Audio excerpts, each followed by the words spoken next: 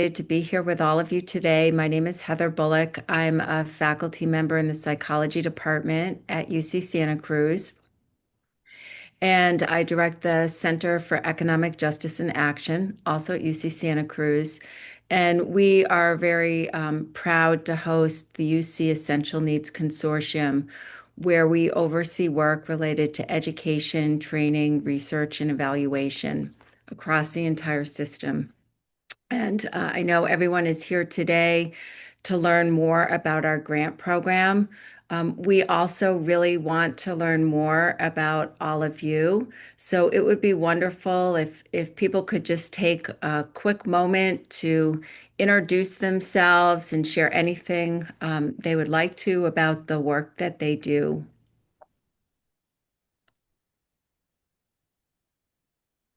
I can start. Okay. That's wonderful. And when you finish, maybe popcorn it to someone else. That will make this easier. Hi, everyone. My name is Charlie King Beavers. I use the pronouns she, her, and I'm the director of the Berkeley Hope Scholars, which is a program that supports students who identify as current and former foster youth at the UC Berkeley campus, as well as students who might identify as unhoused during their high school years, adopted, orphaned, etc. I'm excited to learn more about this in order to provide some support to our students in terms of housing. That's important to me. So I will pass it to Harry. Hey everyone, my name is Dr. Harry Adinsky. I'm an assistant professor at UCSF in the School of Nursing, Department of Community Health Systems. Some of my research is school-based with youth mental health, but we also do basic needs resources. And so I was just interested to hear more about the grant and the opportunity. Nice to meet everybody. I will popcorn over to Gwen.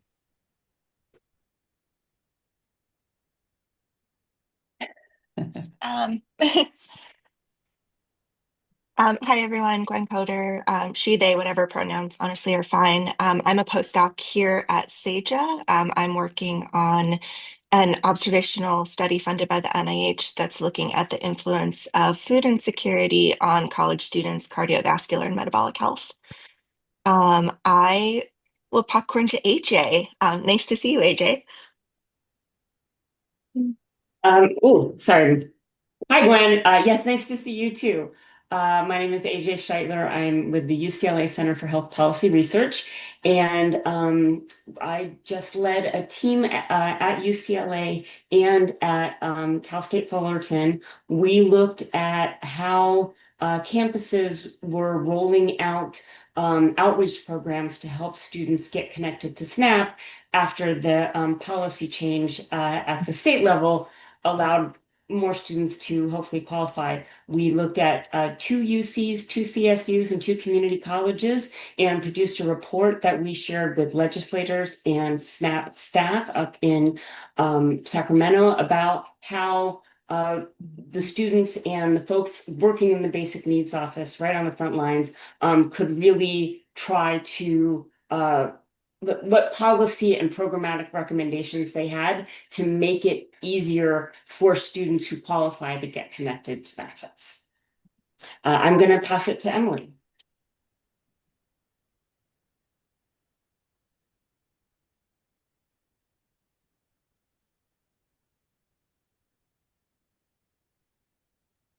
Maybe Emily dropped off. How Sorry, about, then I will send it to Katrina. okay.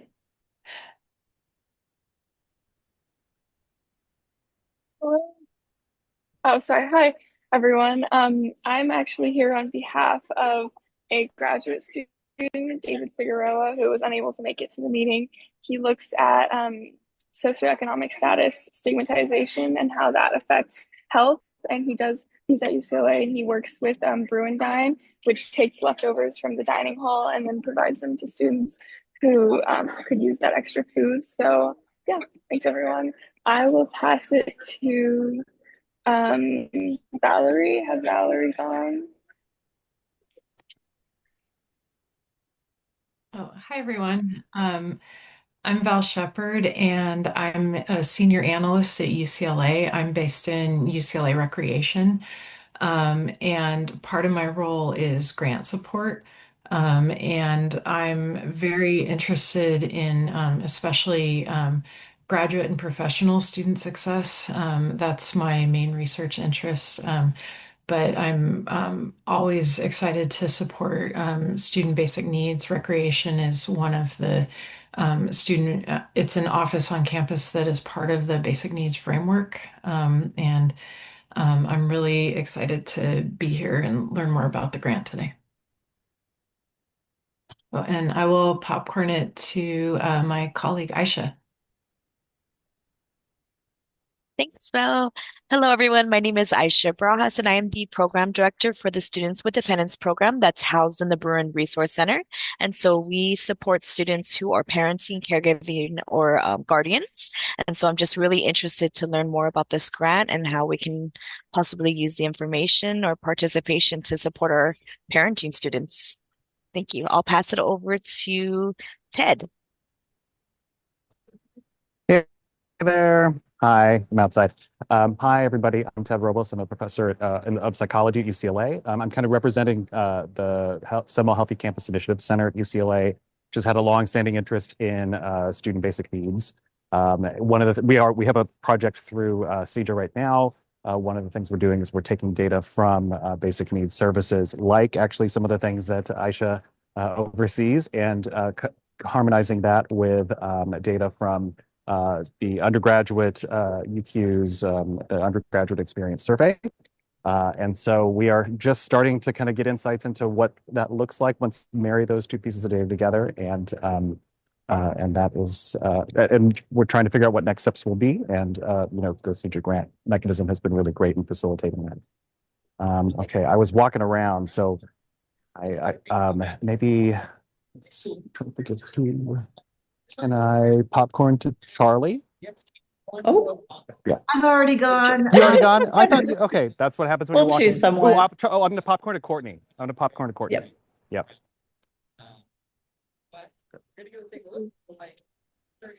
Hi everyone, sorry for joining a little late. I don't know exactly what we're supposed to do. Oh, just introduce yourself and maybe a project you're working on or something related while you're here, basically. Awesome. Mhm. Yeah, I'm Courtney Thomas Tobin. I'm an associate professor in community health sciences in the School of Public Health. I'm also the School of Public Health's associate dean for inclusive excellence. I'm here. I wanted to learn more about the, basic needs work that seems to be going on. I was reading on the website. There's some awesome things and thinking about how we can integrate some of that work into fielding. Thanks. Great. And let's see, we'll popcorn it to Mia. Hi, my name is Mia Gerfagnon, and I'm a UC San Diego alum. I was also a CalFresh outreach assistant for 3 years at the Basic Needs Hub with Dr. Sally Sadov, who is not here, and also Christina Mann, who is here. We've been running a study measuring the impact of CalFresh outreach assistants and grocery cards on CalFresh applications and enrollment, GPA, food insecurity, etc. I'm interested in the CEJA grant to learn more. I'll popcorn it to Chrissy.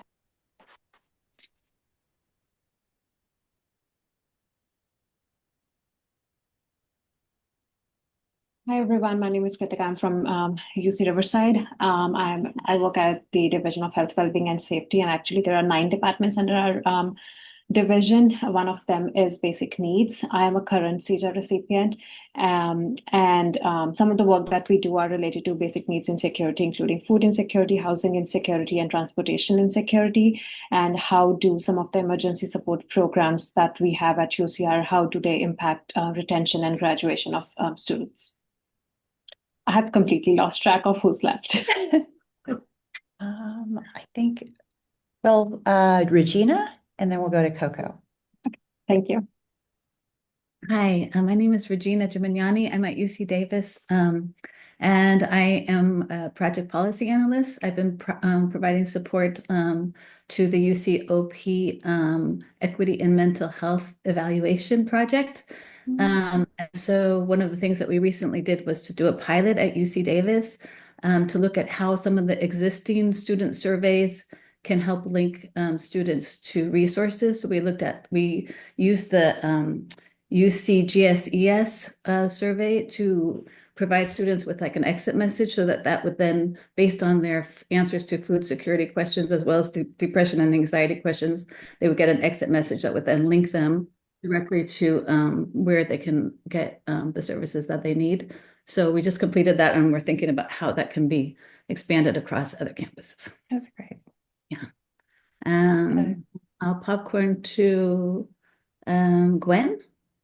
I think Gwen already went. Let's Okay. do Coco.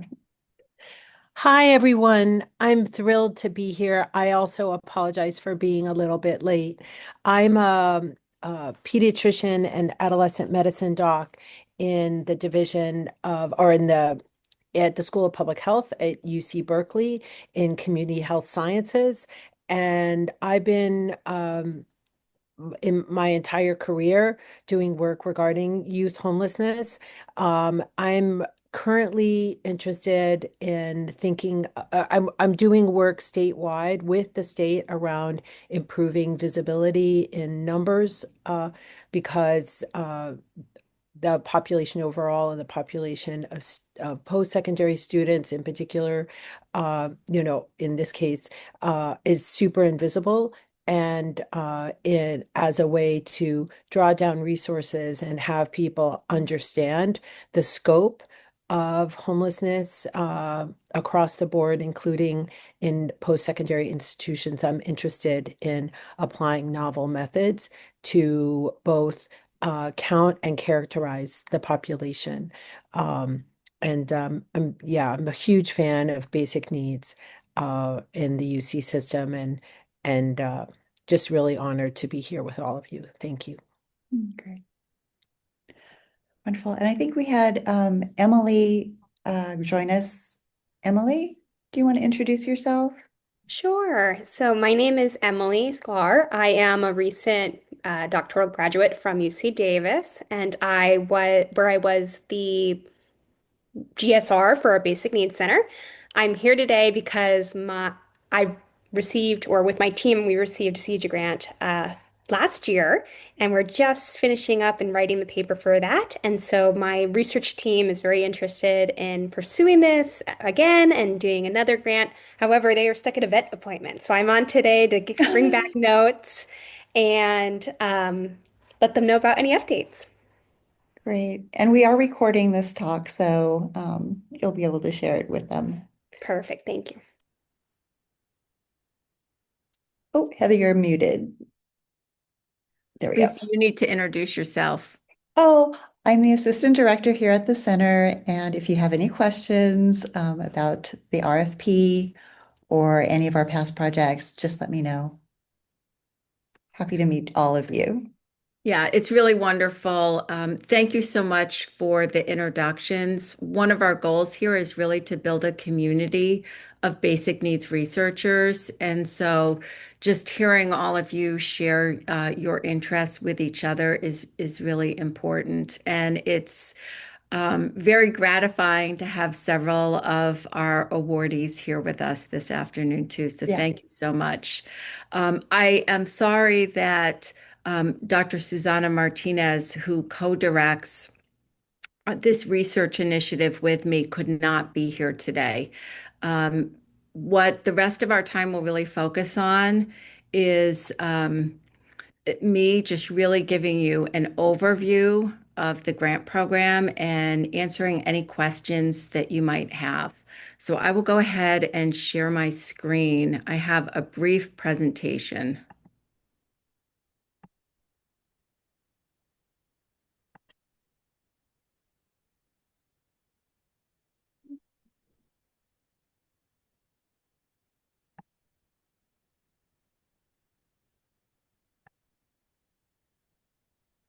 Whoops. So this is really just to provide some nuts and bolts about the program. You all have obviously seen the award announcement. We release this call for proposals twice a year. And for this call, applications are due November 6, 2025 by 5 p.m. And we will make the award and notifications in December. Really, just to give you a little bit of background, and it sounds like many of you are already well steeped in basic needs work, but really the goal of this program is to advance basic needs research or essential needs research across the UC system. And we are interested in both projects that identify basic needs, show promising practices or strategies. We're very interested in amplifying and really illuminating practices across the campuses that work. And I would say, in many respects, the UC system has been a leader in working to address student basic needs, but there is so much more that we can do in terms of research and documenting and showing what kinds of interventions can work. This program is really geared toward doing that. We also are very committed to building a strong essential needs community of researchers. I think there are a lot of well, we know there's a lot of amazing research going on across the UC system, but um, maybe we have lagged behind in terms of identifying as basic needs researchers. So we're really trying to build a community of work together and really amplify the kinds of research that's going on across the system. And we're very fortunate in 2023, we entered into an agreement with the UC Office of the President who funded us to create a consortium around essential needs across the UC system. And part of that consortium is really dedicated to education and training and working with practitioners. And the other piece is really dedicated to research and evaluation and learning what works well and what can be effective, knowing that what we find here in the UC system could be scalable across the United States. In our first 2 years, we've funded 12 projects. We've granted more than $1 million in awards. We're just starting to see some of those projects come to fruition. This is our fourth award cycle, and grants can be up to $100,000. That's the maximum budget. And our goal is for projects to be completed within 12 months. And I offer that just to get you thinking about the scale. These are really intended to be year-long projects. I will say they do sometimes go a little bit over, and that is primarily because of delays with IRBs, which I'm sure many of you are familiar with. But the goal is really a one-year project. These are our amazing awardees, some of whom are here today. And if you take a look at our website, you can click on the grants and you can read the abstracts from them, which I think can be really helpful in getting a flavor of the kinds of projects that we've funded. I would say overall at this point, we've received more proposals and funded more proposals related to food insecurity more than housing security, but we are very interested in housing issues. And I heard a couple people that sound like they're doing housing work here today. Um, a brief commercial interruption, just to share with you, next week we have our first webinar, and we're really excited about this. This is a webinar that will feature three of our awardees. We're doing this webinar in partnership with the California Initiative for Health Equity and Action. They're absolutely amazing, so check them out too. And if you're interested in attending the webinar, please come. It's next week, and it will really give you a great sense of the amazing projects that people are doing and that we feel very grateful to have been able to fund. Just a little bit about program eligibility. This program is eligible to all UC faculty and professional staff with PI or investigator status. So there does need to be a faculty member or professional research staff leading the projects. Proposals can be from any discipline. We welcome proposals that use a broad range of methodologies. So all are really welcome.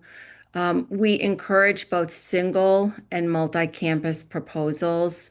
I will share most of the proposals we funded have been single campus, um, which is not surprising. We know that this is fairly limited funding and can be really hard to support multiple campuses, but we're very interested in supporting and encouraging cross-campus collaborations. This funding is not for student projects. So capstones or theses, this really should be a project that is led by a faculty member, professional researcher. Although I would say in the majority of cases, funds have been used to support graduate student and undergraduate researchers. Just a little bit about our program priorities. Obviously, we're committed to projects that address UC students' essential or basic needs. Our focus really is on UC students. We have received inquiries um, from researchers who want to focus on issues of UC staff and basic needs. We obviously think those issues are incredibly important, but our funding and our charge from the Office of the President is really focused on UC students. We are interested in program proposals that identify barriers to accessing basic needs programs or promising practices for addressing these challenges, assessing the impact of basic needs programs on student well-being. And we really think about both basic needs and student well-being broadly. So while many of the projects we funded focus on food and housing insecurity, we are open to projects that address other basic needs issues, things like transportation, other aspects of health and well-being. We're interested in projects that test interventions or strategies for better meeting student basic needs, and we know there's some really innovative things going on the campuses. I think one of the things that really sets apart projects that we have funded is that they involve a partnership between researchers and campus basic needs units. Our center here is committed to community engaged work, and we really promote community engaged work in terms of basic or essential needs as well. So partnerships between researchers and campus units that work on basic needs is of great interest to us. And I would say all of the projects that we have funded in some way engage graduate or undergraduate students as researchers. That's probably how the bulk of funds are used.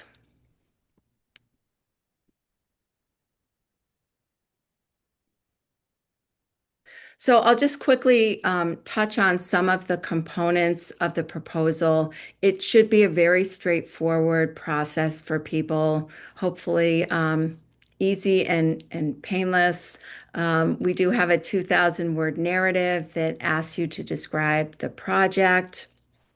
If the study is being conducted in partnership, it's great to include a description of that partnership. And I will say, that partnership can be an emerging partnership, a new one, or one that is, well solidified. So, if you are at the beginning of forming a partnership, please know this is a program for you because we want to encourage those partnerships, not just reinforce ones that exist. We encourage people to really write in a language that is accessible to non-specialists.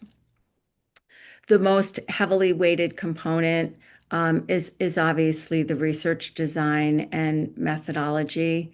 You should know that the proposals are reviewed by a system-wide committee of faculty members and professional research staff across the UC system from a variety of fields. So that non-technical language is really important. I have a light that turns off in my office. So I'm not waving for help. I'm waving to turn my light back on. Happens every few minutes. A little bit about the budget, and this is probably a place where we receive the most questions. Um, uh, this is not a program that really funds professional staff or faculty. The funds really are primarily for incentives, and if you are going to pay personnel, that would likely be graduate or undergraduate research assistants who have clearly defined roles in the project. Participant compensation that could involve cash or gift cards. It's important to check your campus guidelines.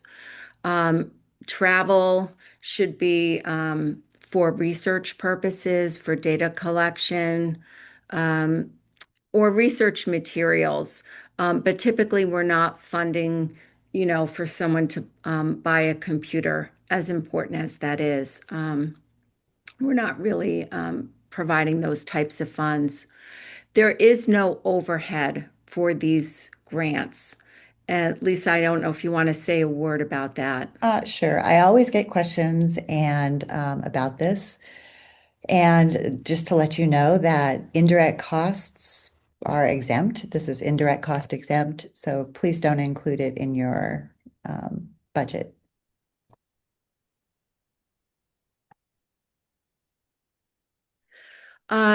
Just a word about the application review and award criteria. Obviously, we consider scholarly merit of the proposed research, the originality, the contribution to the field, theoretical grounding, the alignment with this particular program.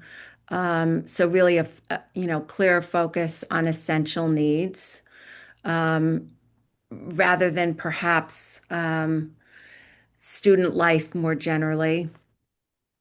We consider the proposed impact of the proposed research, preparation to conduct the research, the budget justification, and the ability to complete the project within the designated time. And again, it's really um, people want to do really ambitious and amazing work. And sometimes we can see, that it's so amazing, but it's really beyond the scope of what could be done within the 12-month period. In those cases, we usually will go back to the researchers and suggest some way that they might scale back their project to make it more manageable within the time frame. We also are really interested in the dissemination plan. We really want researchers to be sharing their findings with their campuses. We ask all of our awardees to present their work to the larger UC community, but we're also really interested in how the findings will be disseminated locally. And of course, um, we really want this to be work that is publishable too in academic journals or academic outlets. So we consider that as well. Just a word about the IRB. I will just say that before we can release the funds to awardees, we need to make sure that they have received IRB approval from the home campus. In our dream world, this is not what has happened, but in our dream world, everyone would apply for IRB review before they submit their grant proposals. That is usually not what happens. We wish it were. but also understand that, this may not be a project researchers are going to do without the funding. Um, our biggest delay with the projects, honestly, is the IRB process. It usually takes people several months to get IRB approval. So, if it is possible for you to submit to your IRB before applying or around the time that you apply, we strongly encourage that because it just makes the process a lot smoother. In cases where it takes a bit to get IRB approval, what typically happens is that the researcher asks us for an extension for several months, and we are, of course, able to grant that.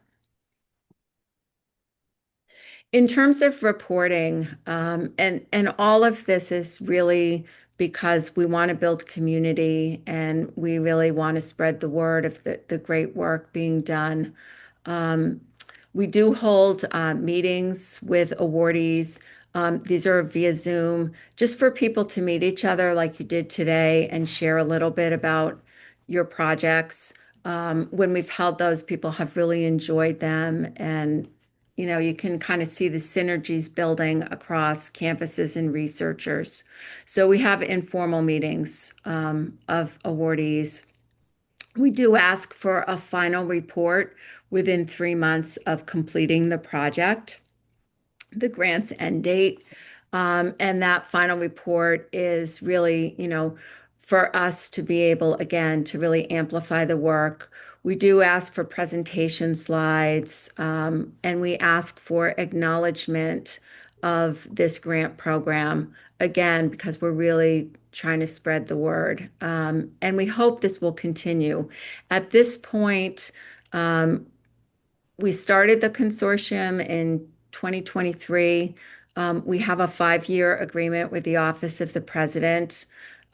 So we will continue this grant program through that 5-year period. But of course, our wish, our hope is that we will continue past that period. And I think part of doing that is being able to show the amazing work that has come from the consortium. So I will stop sharing. That's a lot of me talking, and really this time is for people to ask questions. Either of Lisa and I or of each other. But I do really want to communicate. Um, I'm biased, of course. I think this is an amazing opportunity for people who are doing basic or essential needs research to receive some funding to do really high impact work that it can really make a difference and inform both local practices, system-wide practices, and honestly, national practices. Does anyone have any questions? And I also want to welcome people who are awardees. If there's anything you want to share about your experience, you absolutely should. I think Aisha, Go ahead. you have a question? Yes. So I have a question as far as, so say there has been research that has been conducted, and for this grant, we're looking to implement a pilot program. Is that something that can be supported by this grant? Absolutely. Yes. I mean, um, we want to be supporting innovation. Um, and that includes, testing a pilot or testing an intervention. Um, and I would really think about this, you know, in a lot of ways, the criteria we use to evaluate the grants are really standard criteria in most grant programs. Um, but because we're really focused on the UC system and so focused on essential needs, we really want to fund and support innovation and encourage researchers and practitioners to try out something new that they might not be able to do in another way. Mhm.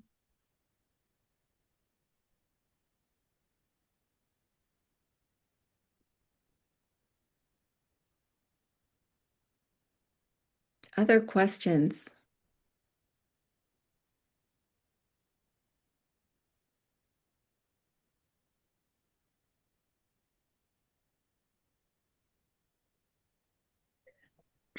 I was surprised to see that postdoc salary is not covered, um, given that they're also trainees. Is there a reason for that?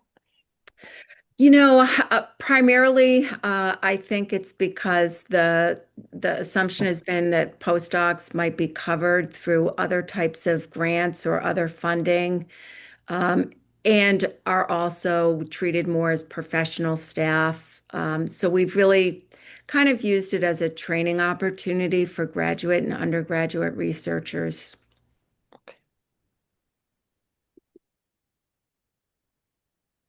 I think, and I say this to everyone, um, if you have a very specific funding question, and we've received many of them, like if you have a particular case that you really want to make about the importance of supporting a postdoc, um, reach out to us, and we're open to any and all questions. Um, we also are acutely aware, as I'm sure all of you are, of the very difficult funding climate that we are in this moment. I think the kind of the harder line that we've tended to draw is around like summer salary for faculty. That is really not something we can support. Like other professional staff time, we have not supported, and we've tended not to support. Um, and it's not because we don't want to. I mean, everything is compelling. Um, Former students or former employees. Um, we're really wanting to have these opportunities be for current students. But I would reach out to us with your postdoc question. I appreciate you being willing to at least discuss it. Absolutely. And I'll also note, it's really encouraging to have people here who are awardees. We have, obviously we want to disperse money as broadly as possible. Like it's a really wonderful position to be in to just be like, please apply. We have resources. And we want to reach as many people as we can. We are open to considering proposals from previous awardees if their project has been fully Completed. concluded. So we will not fund like concurrent projects. I'll also add we have I'd say the majority of projects we've funded have been new projects that researchers are launching. Occasionally, we've received proposals from from researchers who have funding from one source, but want to add or a new component onto that research. And we have been very open to that. And, see it as kind of a win-win because they're able to add something onto a larger project that we wouldn't be able to fully fund that work. So that is also a possibility.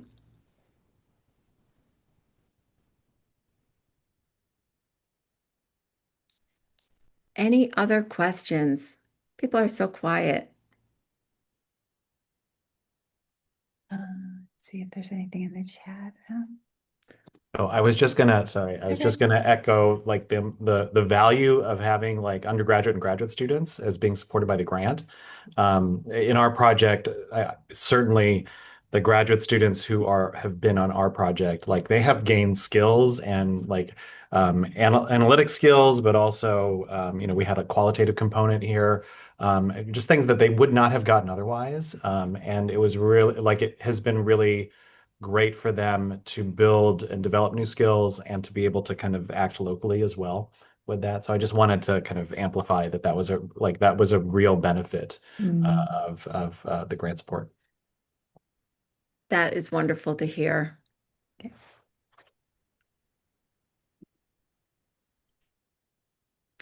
Um, Lisa, maybe one other thing you could add is just about the submission directly through the Google document. Yeah, I can add that. It's actually, I'll add the link in the chat for our for the guidelines. And in the guidelines has the link to the application form. And I would say one of the just a complication is the differences between campuses where it's the PI submitting the proposal versus their Office of Sponsored Projects. I don't know, but I can't explain what has happened, but sometimes it has not gone as smoothly when submitted by the Office of Sponsored Projects. If you are at a campus where you are not the direct submitter of this proposal, feel free to follow up with us. There was an instance where we just did not receive a proposal. Um, we don't know. It was like lost in space. Um, and we were happy to consider it because we knew it had been submitted. So um, I think it's a good practice for us to acknowledge and send a note to all recipients, applicants that we've received their application. If you apply and you don't receive one of those from us, please reach out to us. Yeah, you should all receive a receipt for, like Application. yeah, confirmation that your form was submitted. And I want to assure people, I know there's no perfect time for for a grant due date. Fall is such a hard quarter for people, semester, whatever system you're on. We will have another call for proposals that we will release in the spring. I'm not quite sure of the timing for that, but we do have two calls for proposals annually. So if you don't make the November one, know another one will be forthcoming.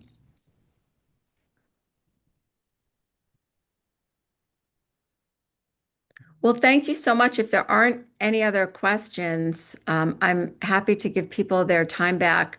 But I really want to sincerely thank you for being here today. Thank you for the work that you're doing. I hope all of you apply, and please do not hesitate to follow up with either Lisa and I with any questions. No question, is too small. And our next date, we will release it sometime probably, I would say like in March, with like I don't know, a late April kind of due date. So we will keep on doing this. And please come next week if you can to our webinar. We're so excited for a first round of awardees to present their work, and we're going to keep on going. We will have webinars throughout the year with awardees presenting their work. And share the call for proposals with anyone who might be interested. We're still really working to build up our community, and all of you can be so helpful with that. Yeah. Well, thank you and have a wonderful day. Thank Thank you. you. Bye. Can we be on a list to receive invites for the future webinars? Oh, absolutely. Absolutely. Yeah. Yes. Awesome. And just a quick question. I'm really interested in, just better understanding the scope and the characteristics of this really hidden population of young people on our campuses, who, don't even feel comfortable often sharing what they're facing.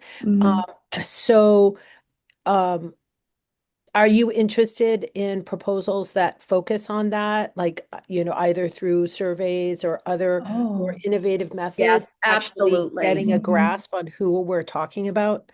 yeah. Absolutely. Yes. Okay, okay. Yes. Because I know it's pretty basic, but it's also like we don't have it. It's so bad.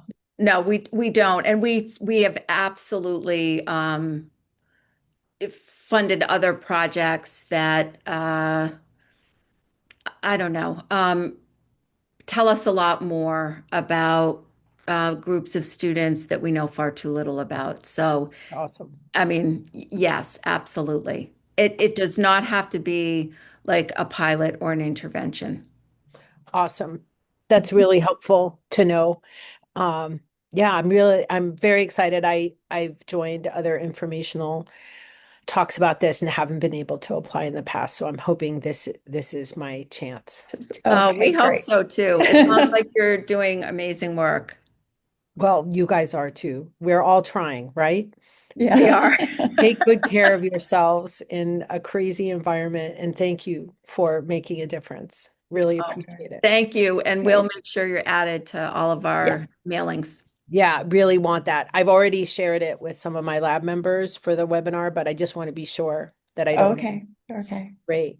Great. Take Wonderful. care. Take Bye-bye. care. Yeah. Bye-bye.